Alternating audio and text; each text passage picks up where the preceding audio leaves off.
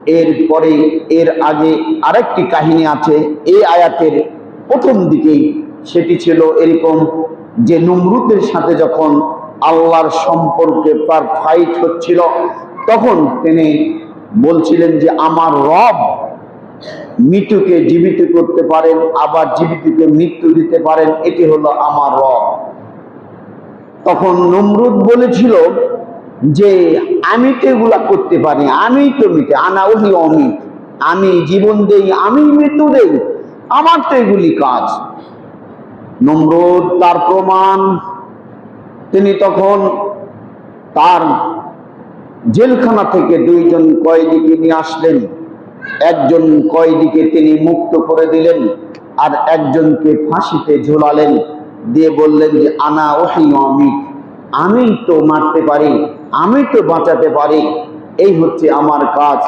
ইব্রাহিম আলাইহিস সালাম এইবার তিনি তৃতীয় প্রস্তাব করলেন যে তাহলে তুমি যদি এগুলি করতেই পারো, তাহলে তুমি এবার সূর্য পূর্ব দিকে উঠে পশ্চিমে ডুবে, তুমি পশ্চিমে সূর্য উঠাবে, পূর্ব দিকে ডুবাবে।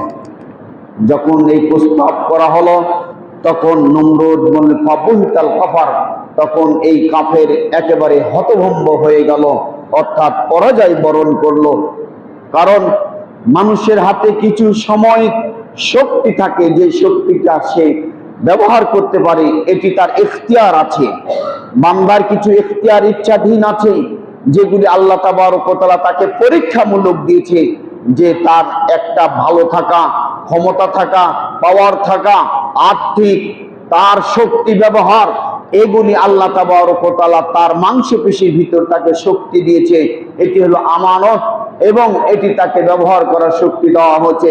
কিন্তু এটি যখন অপশক্তি হিসাবে ব্যবহার করবে, আমানতের বিপরীতে যখন ব্যবহার করবে, তখন এটি তার হবে পরীক্ষা।